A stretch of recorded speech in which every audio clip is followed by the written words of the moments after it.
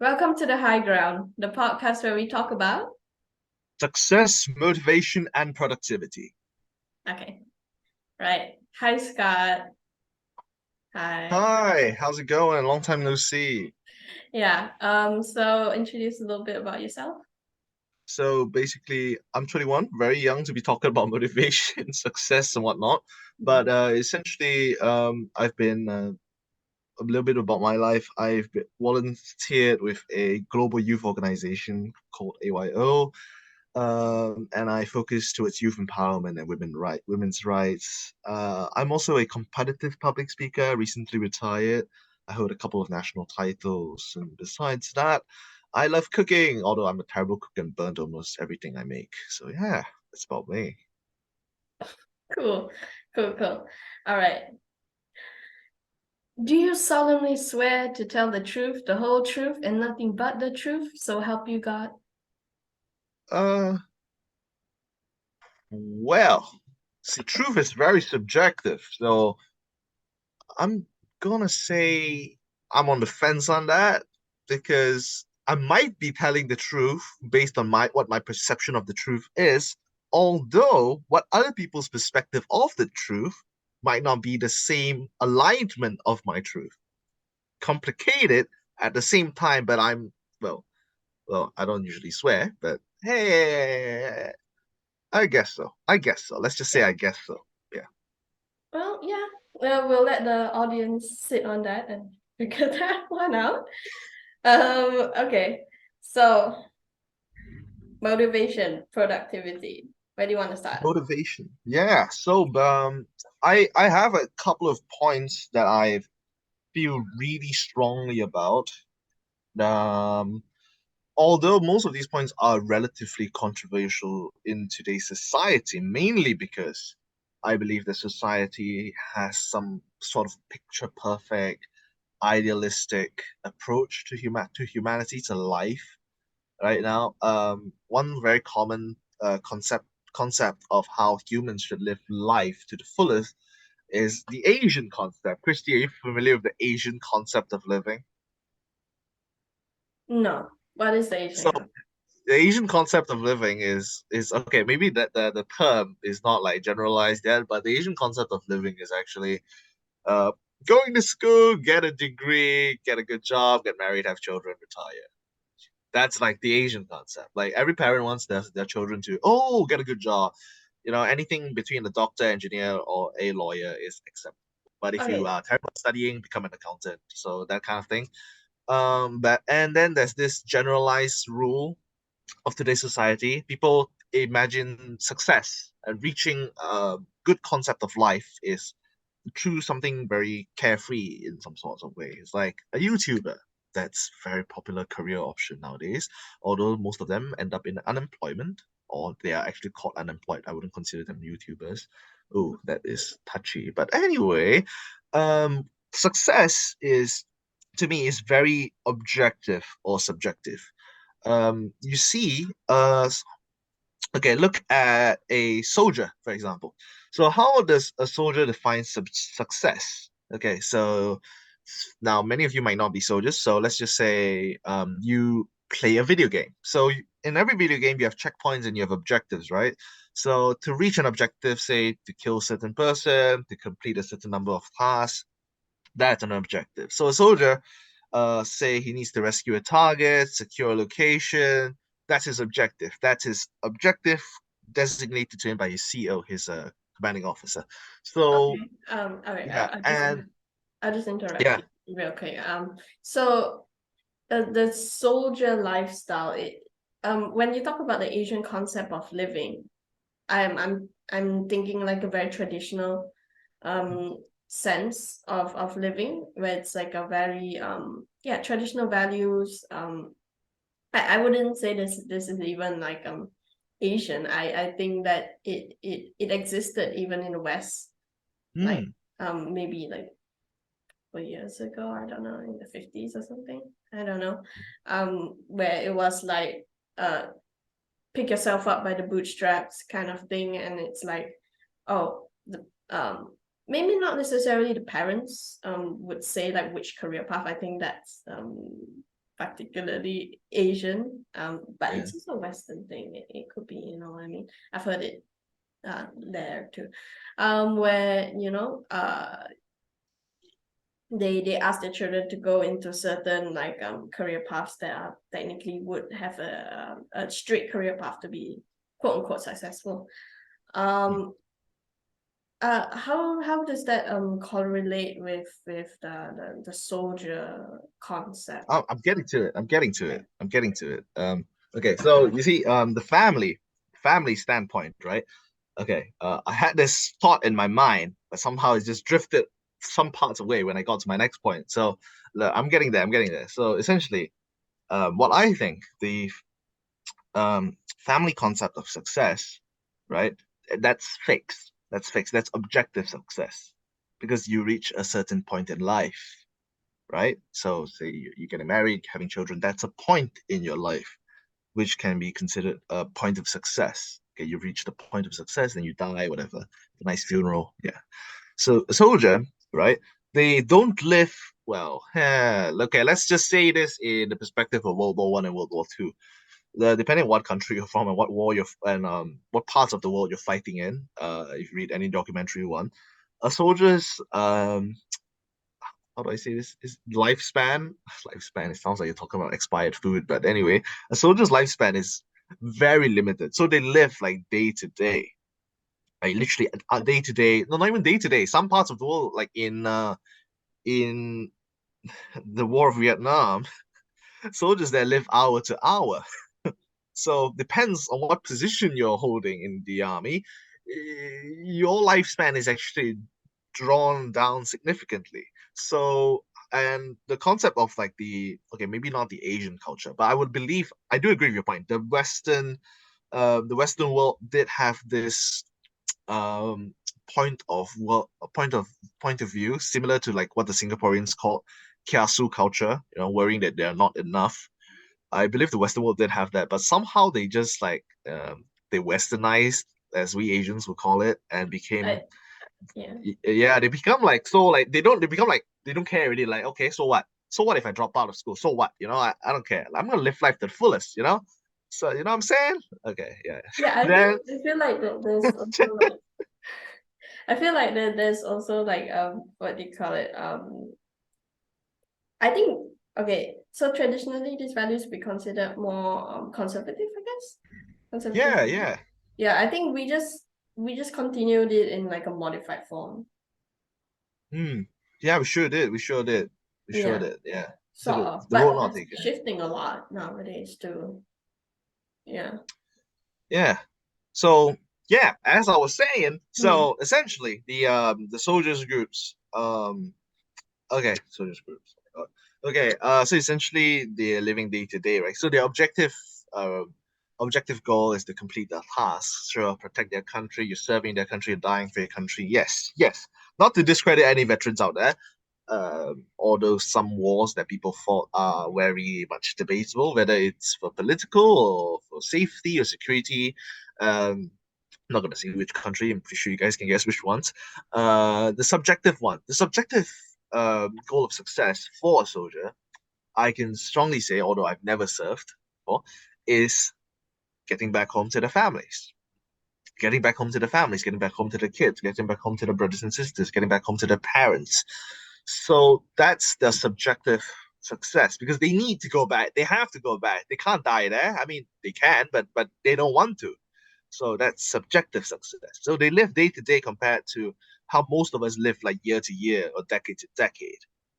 So this brings me to my next point, which is how we live life to the fullest. Now I use the soldier's mentality on most of the time on gathering success. You see, like one very common thing that we all do is procrastinate, right? How do you pronounce that word? Procrastinate? Procrastinate. Procrastinate, right? It's the CRA, right? Procrastinate? Procrastinate. Procrastinate. Procrastinate. So yeah, most people procrastinate. And one thing which I garner is that um we find comfort in like the simplest of things, which is good, which is good, which is good. But we have to define, we have to set a clear line between comfort and laziness. Yeah. So, like a soldier in war, for example. I mean, okay, I'm talking about actual like war scenarios. Okay, no, okay, this is not like some love kind of thing, but yeah, war scenario. See, like you're deep in the trenches, your brothers and sisters are dying beside you, that kind of scenarios. Okay, so you can either say it's lunchtime, you're hungry, or you haven't eaten for 2 days, you want to eat. But at the same time, bullets are raining down above your head, and you're like, oh no, blood are spilling everywhere. But are you gonna like grab up a can of beans and start munching down, or are you gonna pick up your rifle and start shooting away? See, now that's a definable moment between laziness and comfort. Are you comfortable in your position knowing that you're kind of safe and you can take a bite to replenish energy? That way you will actually perform better. Okay. Now that's not laziness. This is comfort in a way. In a way, it's progress. It's progress. So yeah, like I say again, laziness is failure, comfort is progress. So for us, it's like, oh man, it's like, oh shit, it's like 2 o'clock in the morning. I have to wake up to work at like 9 o'clock. So I could either watch another episode or I could go to sleep. I mean, come on, an hour less of sleep, it's not that bad, right? A couple of Red Bulls ought to do the trick. So now that is laziness. That is laziness. It's very debatable because some people might say that, oh, but if I finish another episode and I work in like the creative industry, it's like this might actually boost my creative ideas. It's like, oh, you could put it that way, sure, sure, but it's very No. debatable. So yeah, yeah, Another yeah, episode of a season wouldn't technically boost your creativity. No, I think we as humans we just try to get excuses for immediate gratification, exactly. which leads to the idea, your concept of laziness and stuff like that. Yeah. Yeah, Mm. excuses. Yeah. Wait, let me see if my um uses. Okay. Yeah. You know what? Let me get to that point. So excuses, right? Mm. One prolific, okay, maybe prolific isn't the word specifically, but a legendary motivational speaker by the name of Anthony Robbins. You might have heard of him. Yep. So he's kind of a no excuse kind of guy. There's no excuses that you can give yourself. Like he's helped a lot of people who are mentally distraught, people who are suicidal, and his main focus is actually, I wouldn't say reverse psychology, but he kinds of uh, tries to tell the guy that what you're trying to do and what you're doing to yourself is an excuse. So in many of his books, I've read a lot of his books, he highlighted a very similar point, Mm. which is mental disorders. Okay, maybe not mental disorders, mental illness. Yeah, illness would be the more correct term, like say anxiety. Okay, wait, shit. No. This is a disorder. Okay, I'm so confused between the term disorder and illness, but never mind. I'm sure you understand what I mean. They're about the Anxiety. same, I guess. Yeah, About the yeah, same same. So neurology. anxiety, depression, etc., etc. So Mm.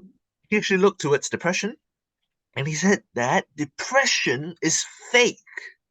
Yeah, depression does not exist. Then I'm like, whoa, hang on a second, buddy. No. Hey, what have I been talking about? Like, you search the internet, it's like, oh man, I'm depressed. 10 signs that you're depressed. Like, oh my God, I'm depressed too. You see, the guys like one common mentality, which I think surfaced because of Andrew Tate, if I'm not mistaken, Oh is yeah, the Sigma mentality, the Sigma mindset. And all of a sudden, all the guys out there start thinking they're Sigmas for some reason. And I'm like, but why? Why though? Like, okay, fine. Maybe you are like introverted of some sort. You find comfort and blah blah blah. But I don't exactly know what a Sigma is. But uh, as a non-Sigma, it's like everybody's just like, oh wow, Andrew Tate's a Sigma. I want to be a Sigma too. oh yeah. I believe I'm led to believe that the Sigma mentality originated, well, it originated long time ago, but it recently resurfaced because of Andrew Tate. Correct me if I'm wrong. I don't keep up with this Okay. bullshit. Yeah, yeah, yeah. But On yeah, Andrew Tate, I think he sort of like bounces off the same idea where um he doesn't believe there's such thing as depression or anxiety. Anxiety is normal, but what he says that if you want to be a quote unquote hustler, right? that's It's yeah, not about like Sigma and stuff like that. People try to associate like I think Andrew Tate with Sigma because he's a high value guy, yeah, high type of value guy because he's cool. He has achieved success and stuff like that. And people usually put a high value man as or Sigma men because yeah, they don't give two fucks about your feelings or they just act a certain way, I guess. Very very ruthless style. I don't know. Anyways, yeah, he doesn't. It's the same thing as what you said. He just doesn't believe there's depression because it doesn't matter about how you feel when it comes to like success or in his case running his business. You know, he gets yeah. up, he does it. You know, I mean, he says that. Well, I'm not a Well, spoiled rich kid. I have to yeah, work. Yeah, so, that's yeah. like a very hardline concept of that.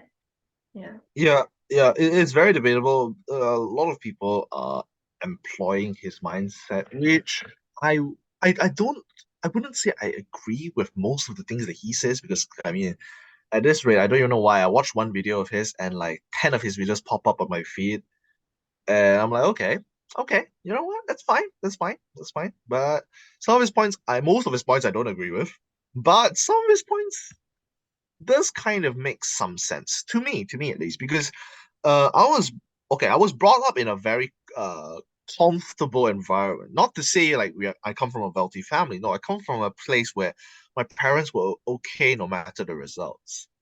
So okay, Mhm. it's like my parents doesn't drive a very nice car.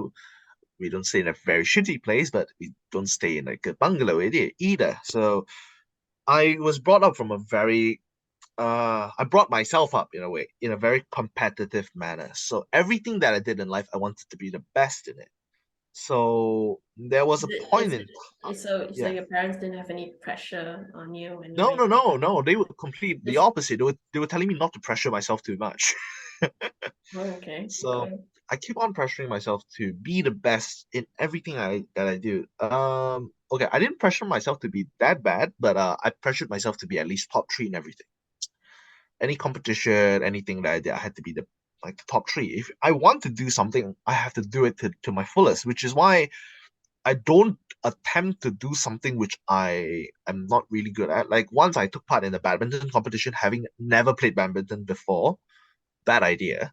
Um, but that was to boost my confidence and stuff, which I'll talk about another time, I guess. But yeah, essentially Uh, okay, wait. I think I'm drifting off a bit, so I'll summarize it. So, competitive behavior Mm-hmm. usually leads to, uh, in a bad way, one person failing and the other person succeeding. So Mm-hmm. it's kind of like Darwinian's concept of survival of the fittest, right? Mm-hmm. So while that it has been debated and it has been resolved. Well, I wouldn't say resolved, it has been debated, and most of the people do not agree with this concept anymore. But if you just take it at base value and you just stop looking into depth of what Darwin was trying to say, but you look at the base concept of survival is the fittest, survival of the fittest, and just say, okay, if I'm winning, all of you are losing. So if I lose, I brought that on myself. It's not because other people are better than me. Sure, they might be better than me, but it's my fault because I'm not up to their standard yet. So how does depression come into play with this? Depression comes with this because it comes with the territory. Because if you ask, oh, because you're scared of some sort, you are worried that you're not doing too better, and depression comes in, and it's perfectly normal. It's just that people paint having depression as some sort of excuse, like, oh, I'm depressed, oh, I have anxiety, that's why I can't perform. oh, I have depression, I have OCD, that's why I need more time when it comes to my exam paper. Mm-hmm. And I find this to be okay. I used to deal with OCD in high school. I was on medication for like 1 year, I guess, and then I just stopped because I didn't want to give this as an excuse to myself to I had like what extra 30 minutes when it comes to my papers, and it was so unfair to the rest of the people. And how would I stand out from the crowd if I am the one giving a better chance, a better opportunity?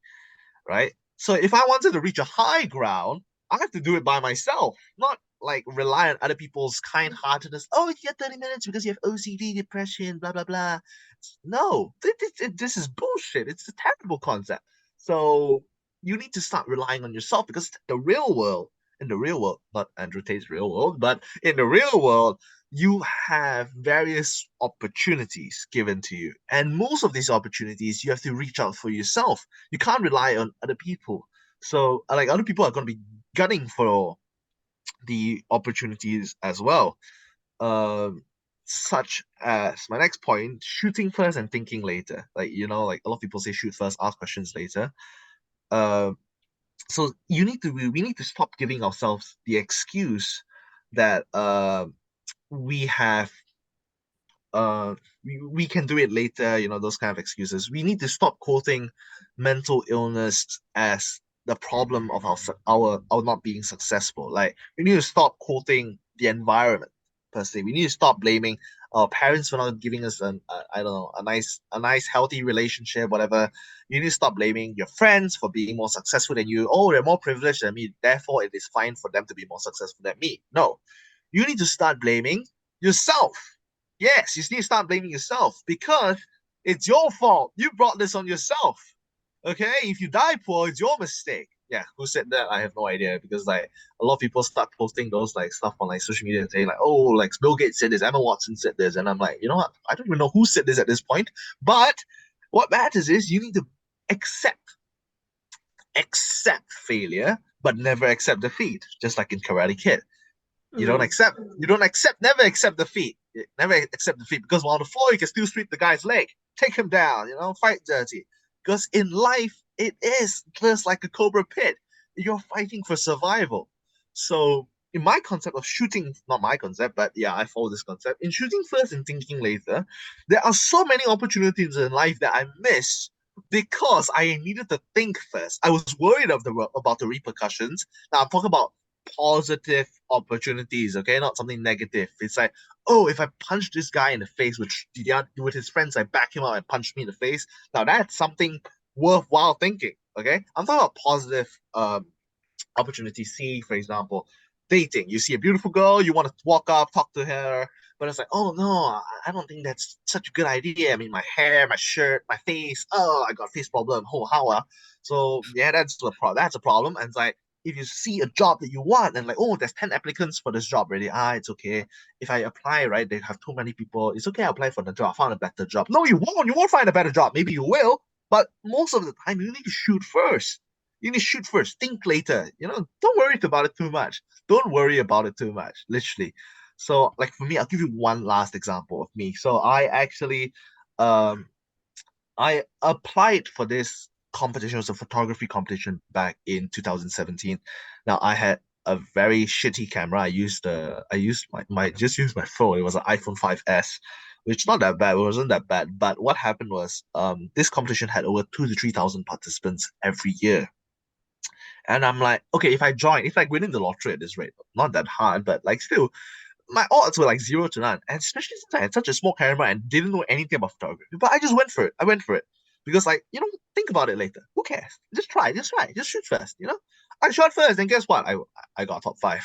So there, yeah, just shoot first. You never know what other opportunities might come up for you.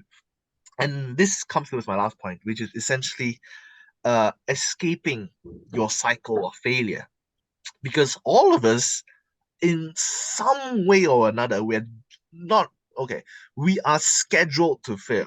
We're scheduled to fail. You know how you have a timetable schedule in like school when's your classes and shit. This essentially like, okay, you know how they say the world changes every milli or nanosecond. It's true, I agree with that. Scientifically fact, of course, fact check, yes. But I also believe that most of us are bound to fail sooner or later.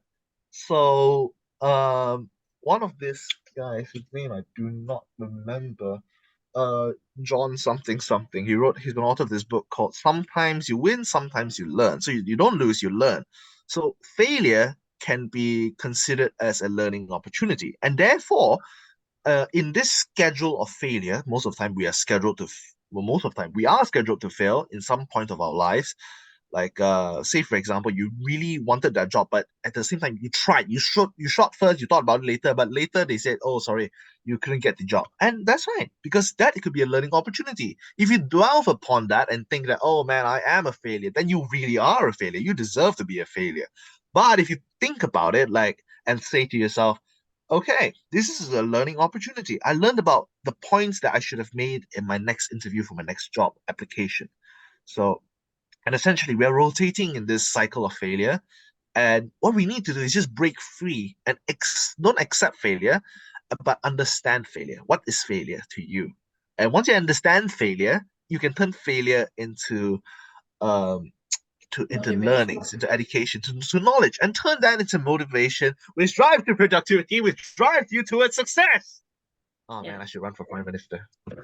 Yeah. Anyway, yeah. No, So yes. but yeah, yeah. So your point is that why we feel so demotivated for things is that we allow failure to sort of control us, and then we're stuck in this kind of cycle of, it won't work. It won't work. It just won't Yeah. work. So we Yeah, don't do anything, we then we're not accept productive. things too easy. Yeah, we accept things too easily. We're not productive because we accept things too much. Just because other people think it's okay doesn't mean you should think it's okay. If, like, for example, okay, we are running out of time, so like, we should close this up. So like, let's say fat That's shaming, for it's example. fine. Yeah, We'll continue again another one. okay. Yeah. Fat shaming, right? So a lot of people say that people I totally hate fat shaming because I'm fat now. But I mean before that, before I was like skinny and shit, I was like I hate fat shaming, right? But nowadays, a lot of people start to embrace this like fat culture, if that's even a thing. It's like it's okay to eat another bucket of ice cream. It's okay to eat another bucket of chicken. It's fine. It's okay. It's okay. I mean, look at the world. There's like many beautiful plus size models. Mm, excuse me. And everybody think that's fine, but it's actually unhealthy. So people is like, oh, if they are okay with it, I should be too. I mean, look at how successful they are. They make millions of dollars starring in Forbes and the Vogue and whatnot. And if they can do it, I mean, okay, I'll eat another two-piece chicken, right? I'll have another nine-piece McNugget. It's fine. It's fine. But is it fine? It's not. So they need to accept positive regard and deny negative regard. So yeah, it's all about positive and negative reinforcement. So yeah, essentially that's all Yeah. I can say at the moment about success, because I am still trying to break free from this cycle of failure, as Mhm. we all should be. So yeah, the moment you accept defeat, you're done. The moment you accept your position, you're done.